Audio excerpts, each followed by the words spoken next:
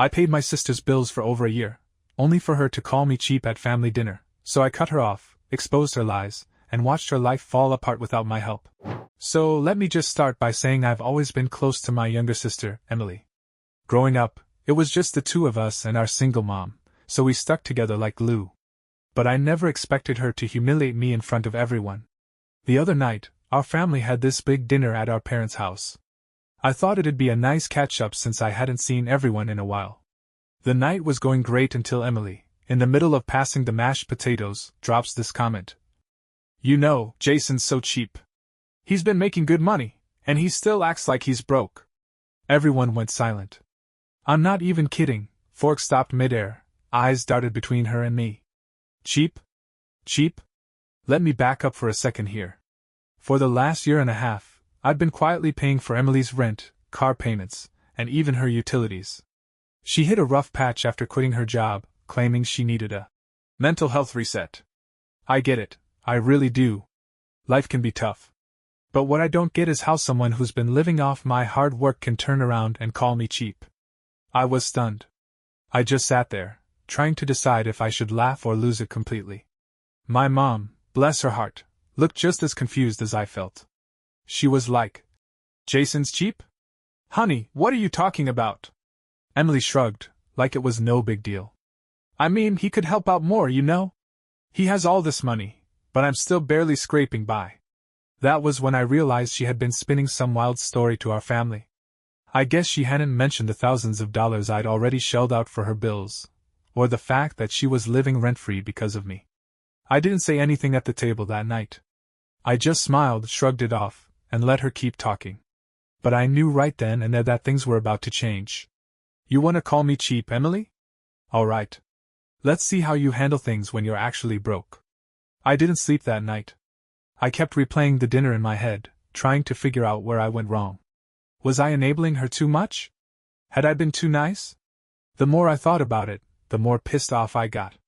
The next morning, I decided I was done being her personal ATM. But I wasn't going to blow up at her right away. I wanted her to feel the pinch. So, I started my silent exit plan. First thing I did was call the landlord of her apartment. Turns out, her lease was up for renewal in a month. Perfect timing. I told him I wouldn't be covering her rent anymore. He seemed surprised. Guess Emily never mentioned who was actually paying for her place. Next, I called the car loan company. I'd been making her payments directly to avoid any accidental late fees on her part. I let them know I wouldn't be paying after the end of the month. I even canceled the autopay right then and there. Utilities? Same deal. Electricity, water, internet, all in my name, all cancelled. She'd get a final notice soon enough. Now, don't get me wrong, I wasn't trying to leave her stranded. I gave her a heads up via text. "Hey, Emily. Just a heads up, I won't be able to cover your bills anymore starting next month. You'll need to handle rent, utilities, and the car payment on your own. Let me know if you need help figuring things out." Short, polite, no drama. But did she respond? Nope. Not even a thumbs-up emoji. I didn't expect her to thank me for everything I'd done, but I thought she'd at least acknowledge the text. Instead, radio silence. 2 days later, though, my mom called. Emily had apparently been venting to her, saying I was abandoning her. Abandoning her? Are you kidding me? She's 27, not 17. I calmly explained everything to my mom, how I'd been covering her bills, how she called me cheap, and how I was done being taken advantage of. Mom was shocked. She had no idea. "You've been doing all that for her?" she asked. "Jason, you should have told me sooner. I would have stepped in." But here's the kicker, Emily hadn't just been trashing me to my mom. She'd also been complaining to our brother, Mike, and his wife, Katie. And apparently they had thoughts about my decision to stop helping her. The whole thing was starting to blow up, and I hadn't even done anything yet. A few days later, I got a call from my brother, Mike. He's always been the mediator in the family, but this time, he sounded more like Emily's lawyer.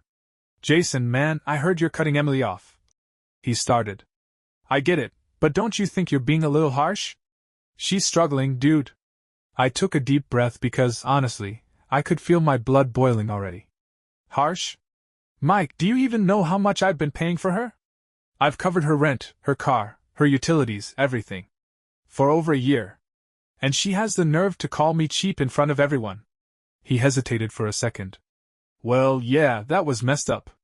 But she's family, man. You know how things are for her right now. I couldn't believe it. Mike, I am family. I've been there for her more than anyone. But I'm not her parent, and I'm sure as hell not her bank. When's the last time you helped her out financially? That shut him up for a second, but then he pivoted. It's not about that. It's about keeping the peace. Ah, there it was. Keeping the peace. Translation: let Jason take the hit so everyone else can feel good about themselves. I told him flat out that I wasn't budging. Then, not even an hour after I got off the phone with Mike, I got a text from Katie. She'd heard the whole story, probably from Mike, and decided to weigh in too.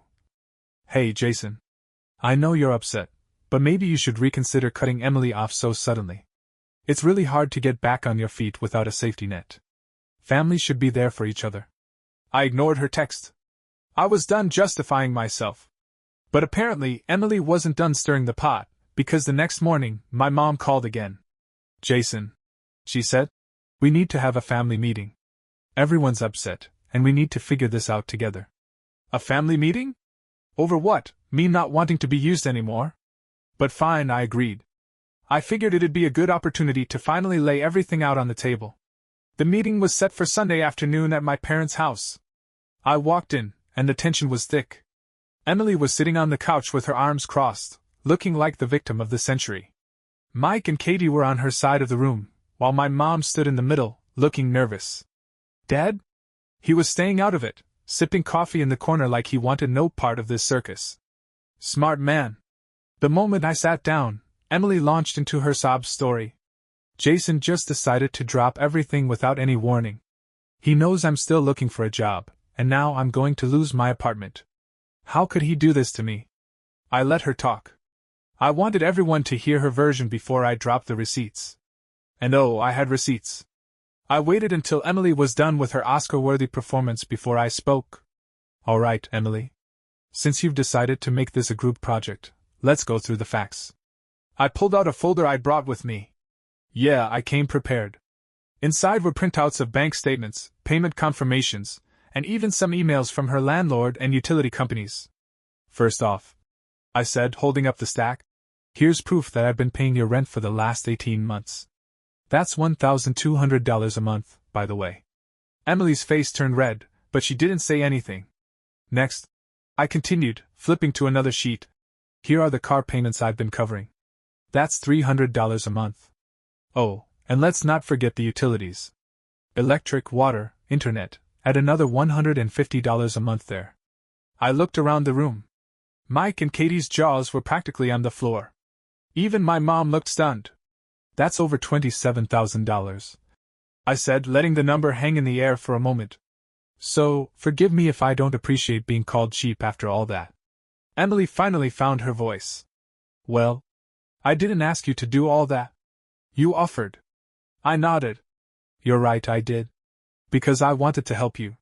But let's be clear, you didn't exactly turn it down, did you? And you sure didn't mind when I kept paying month after month. She tried to interrupt, but I wasn't done. And the worst part? You sat at that dinner table and trashed me in front of everyone. You didn't just insult me, you made me look like some stingy jerk when I've been the one keeping you afloat. Mike cleared his throat. Jason, I had no idea you were doing all this for her. I turned to him, feeling a mix of relief and frustration. Of course you didn't. Because I wasn't doing it for credit. I was doing it because she's my sister, and I wanted to help her get back on her feet. But clearly, that's not going to happen if she keeps playing the victim and making me the bad guy. Emily was practically fuming at this point. I wouldn't be in this mess if you hadn't just cut me off like that. What am I supposed to do now? And that's when I hit her with it, the part I'd been saving. What are you supposed to do? I don't know, Emily. Maybe start paying your own bills. Because starting next month, your landlord is expecting the rent from you, not me. And your car loan company? They'll be looking for you too. You've got 30 days to figure it out. The room was silent. You could have heard a pin drop. Finally, my mom spoke up. Jason, you've done more than enough. Emily, you need to take responsibility for yourself. You're almost 30 years old. This isn't Jason's fault, it's yours. For the first time, Emily looked genuinely shaken. But I wasn't done yet. And just so we're clear, I'm not abandoning you. I'll help you figure out a budget or look for jobs. But I'm done paying your way. It's time for you to step up. She didn't say a word. I packed up my folder, stood up, and walked out. Let's just say that was a Sunday none of them are going to forget anytime soon. I thought walking out of that family meeting would give me some peace, but man, I was wrong. The fallout started almost immediately. The next day, my phone blew up. Emily, predictably, wasn't happy. She sent me a barrage of texts ranging from guilt-tripping to outright insults. I can't believe you'd embarrass me like that in front of everyone. Do you even care about family? You're such an hole. I hope you're happy seeing me struggle. I ignored all of it. I'd already said everything I needed to say, and I wasn't about to get dragged into a text war. But then Katie chimed in with a voice message. Hey Jason, I just wanted to say, I think you were a little harsh on Emily yesterday. I get that you've been helping her out, but don't you think it would have been better to handle this privately? Now she feels humiliated. I actually laughed when I heard it. Handle it privately? Like how she privately called me cheap in front of the whole family? Nah, I wasn't about to play that game. To make things worse, Mom decided to get in touch again. She wasn't mad at me, she actually seemed to understand where I was coming from, but she was worried about Emily. She's really upset, Jason, she said. She doesn't know what to do. Maybe you could help her transition, just for a little while longer? I sighed. Mom, I love you, but no. I've done enough. She needs to grow up. She's had over a year to figure this out. What did she think was going to happen? That I'd pay her bills forever? Mom didn't push, but I could tell she wasn't thrilled with my response. Meanwhile, Emily had apparently taken her drama to social media. I started getting random DMs from people I hadn't talked to in years, asking me why I abandoned my sister. One even called me heartless. So, I did what any sane person would do. I posted my own side of the story. I didn't name names or air every detail, but I laid out the basics. How I'd been supporting someone financially for over a year, how they'd called me cheap, and how I decided to stop enabling them. The responses were mixed. Some people backed me up, saying I had every right to stop. Others? Not so much. Apparently, some folks think being family means you should let yourself be a doormat forever. But here's the kicker, Emily must have seen my post, because the next day, she called me. I almost didn't answer, but curiosity got the better of me. Jason, she started, her voice shaky. I'm sorry. I was stunned. Emily? Apologizing? What alternate universe had I just stepped into? Sorry for what? I asked, keeping my tone neutral. For calling you cheap, she admitted.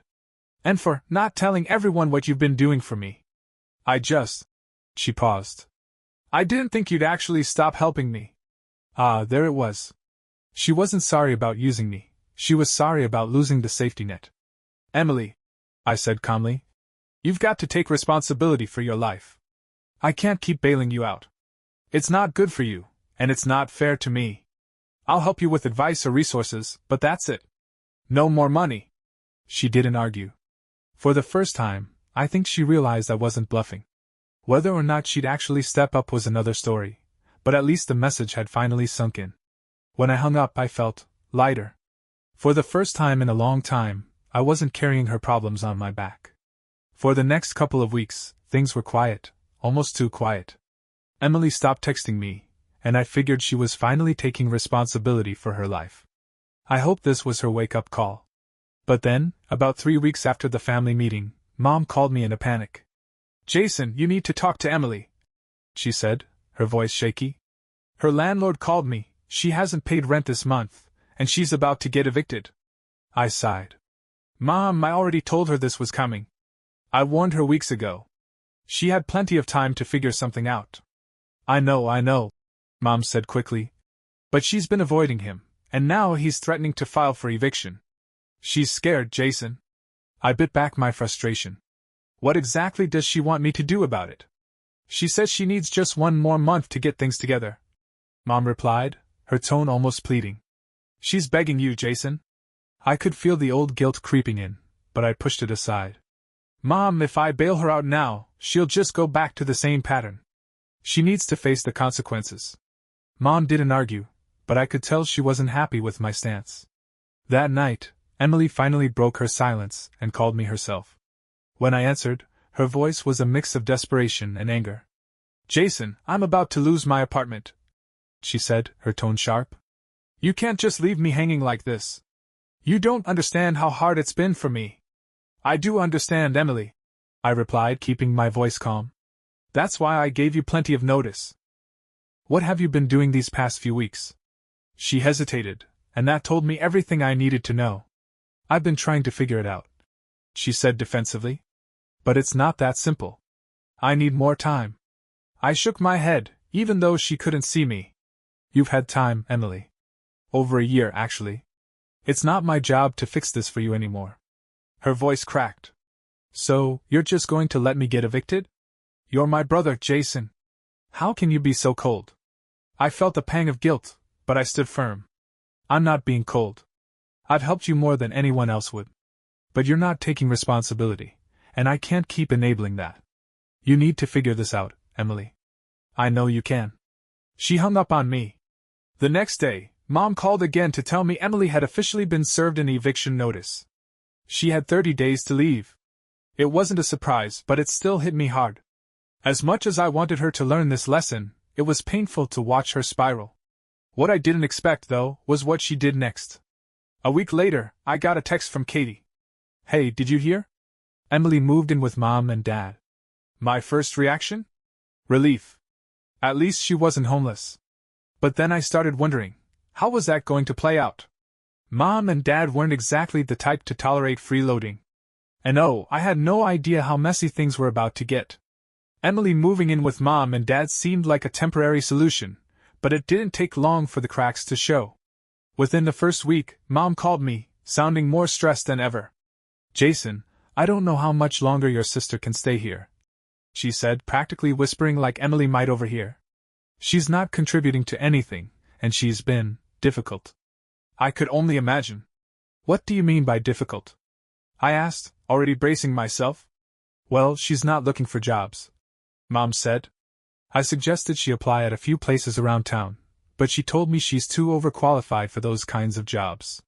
And when I asked her to help with the chores, she said she needed to focus on her mental health. There it was again, the mental health excuse. Don't get me wrong, I take mental health seriously, but Emily had been playing that card for over a year now. At some point, it stops being an excuse and starts being a crutch. Mom continued, and your dad is furious. He told her if she doesn't start pulling her weight, she'll have to leave. Hearing that made me feel a little better, honestly. Dad was the kind of guy who didn't sugarcoat things, and if anyone could light a fire under Emily, it was him. But then Mom dropped the real bombshell. Jason, she asked us to lend her money. Mom admitted, her voice full of hesitation. I groaned. Mom, please tell me you didn't. Well, we didn't yet, she said. But she's been pushing really hard, saying she just needs a little to get back on her feet. Your dad told her no, but she keeps asking. I sighed. Mom, you can't give her money. If you do, she'll just keep relying on everyone else instead of figuring things out for herself. She needs to learn. I know, Mom said quickly. But it's hard, Jason. She's my daughter. I get that, Mom, I said, softening my tone. But enabling her isn't helping. She's going to have to face reality eventually. A few days later, I got a call from Dad. He rarely calls me, so I knew this was serious. Jason, I'm losing my patience with your sister, he said, his voice firm. She's treating this place like a free hotel. She sleeps all day, doesn't clean up after herself, and then complains that we're not supportive enough. If she doesn't get her act together soon, I'm kicking her out. I was torn. On one hand, I felt bad for Emily, she was clearly floundering. But on the other hand, this was the wake-up call she desperately needed. And just when I thought things couldn't get messier, Emily decided to escalate. One night, she and Dad got into a massive argument. According to Mom, Emily accused him of being unsupportive and emotionally abusive, because he told her to get a job or leave. Dad, not one to back down, fired right back, saying she was ungrateful and lazy. The fight ended with Emily storming out of the house, saying she didn't need any of us and would figure things out on her own. Except, she didn't really have anywhere to go. The next morning, I got a text from Mike. Dude, Emily just showed up at our place with her bags. What the hell is going on? Oh boy. Now she was his problem. When Mike texted me, I couldn't help but laugh a little. Good luck, I replied. She's your problem now. Mike wasn't amused. Seriously, Jason, what am I supposed to do? She just showed up, saying Dad kicked her out. Katie's already freaking out. I told him the same thing I told Mom and Dad. Don't give her money. Set boundaries. She's not going to change if everyone keeps bailing her out. Mike sighed but agreed to try. It didn't even take a full week before the complaints started rolling in. Emily wasn't looking for work, wasn't contributing, and was already clashing with Katie. She claimed their house was too stressful, and even had the nerve to suggest they buy her a car since hers was about to get repossessed. I could tell Mike was reaching his breaking point, but I stayed out of it. She had to burn through her bridges on her own. And burn them she did. A week later, I got another text from Mike. She's out. I told her to leave. She's a disaster. Where was she going now? I had no idea. But I knew one thing for sure. I wasn't going to be next. After Mike kicked her out, Emily went radio silent for a few days. I assumed she'd either couch-surfed with friends or checked into a cheap motel. Honestly, I was trying not to think about it. Then, late one night, she called me. I almost didn't pick up, but curiosity got the better of me. Jason, she said, her voice shaky. I don't know what to do. I'm out of options. She sounded defeated, and for a moment, I felt a twinge of sympathy. But I knew I couldn't cave now. What do you mean, out of options? I asked. I don't have anywhere to go, she said, starting to cry. Mike and Katie won't let me come back, and Dad said I'm not welcome unless I change. I'm sleeping in my car right now, and I don't even have money for gas. It hit me hard, but I stuck to my guns. Emily, you've got to take control of your life. There are resources out there, job centers, shelters, financial counseling. I'll help you find them, but I'm not giving you money or a place to stay. She sniffled. So that's it? You're just going to leave me out here? No, I said firmly. I'm giving you the tools to fix this, but it's up to you to actually do it. She didn't say much after that, just mumbled something about figuring it out and hung up. The next morning, I sent her links to a few local job fairs and housing assistance programs. Whether she used them or not was up to her, but for the first time, I felt like I was truly letting her face the consequences of her choices. What I didn't expect was how far she'd go next to try and get what she wanted. A few days after that emotional phone call, Emily showed up at my apartment unannounced. When I opened the door, she looked rough, messy hair, dark circles under her eyes, and this wild, desperate energy. Jason, she said, trying to push past me into the apartment. We need to talk. I didn't let her in. Emily, what are you doing here? I told you. I'm not leaving until you help me. She cut me off, her voice shaking. I don't care if it's money or a place to stay, but I can't keep living like this. I stepped outside and shut the door behind me, keeping calm even though I could feel my frustration bubbling. Emily, I already offered to help you find resources. Have you looked into any of them? She crossed her arms, glaring at me. I don't need resources. I need my family to stop abandoning me. You're my brother, Jason. You're supposed to take care of me. That was it. I'd reached my limit. No, Emily, I said, my voice firm. I'm not supposed to take care of you. You're an adult. You've had every opportunity to turn things around, but you keep waiting for someone else to fix your problems. That's not how life works. Her face twisted with anger. Fine, she snapped.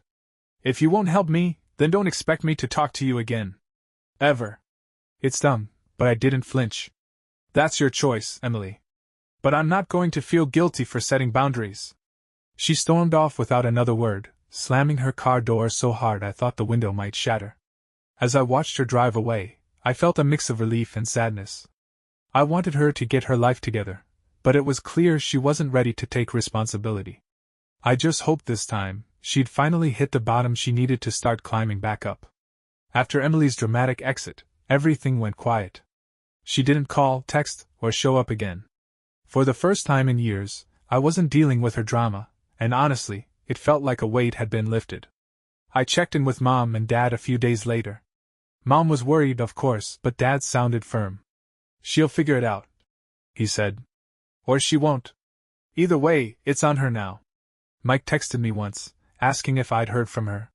When I said no, he just replied, "Probably for the best." Weeks went by, and still, nothing from Emily. I didn't know where she was or what she was doing, but I wasn't about to chase after her.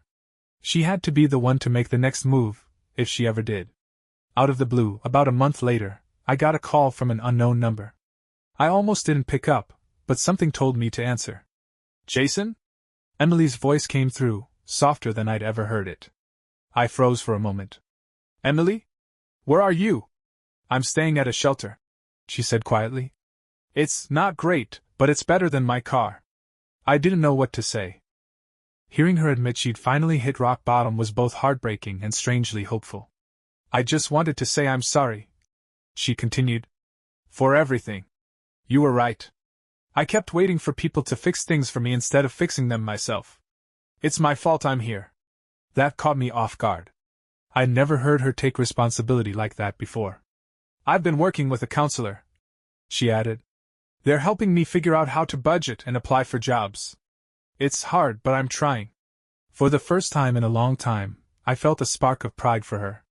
"I'm glad to hear that, Emily. Let me know if you need advice or help finding resources.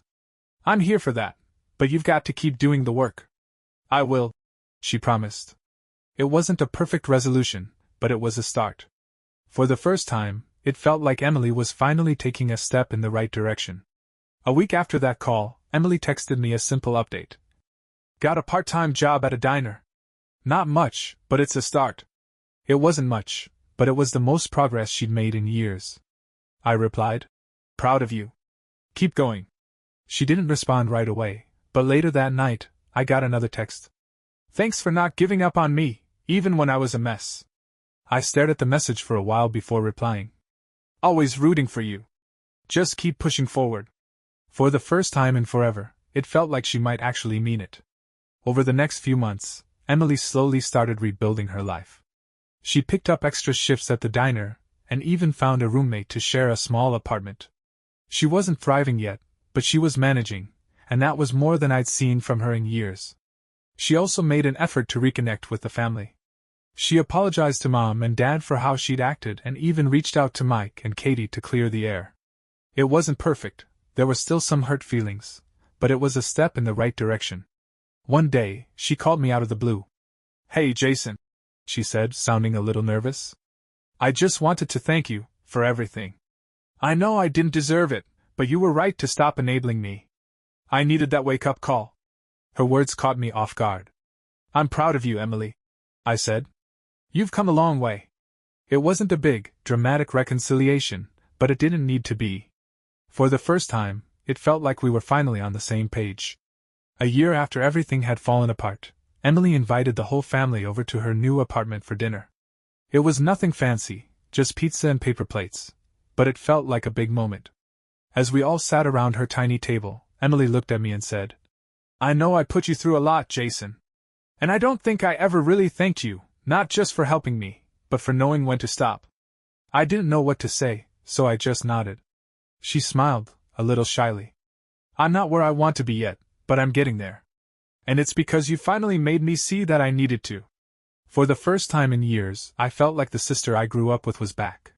It wasn't a perfect ending, life never is, but it was a new chapter, and one we'd written together in the hardest way possible.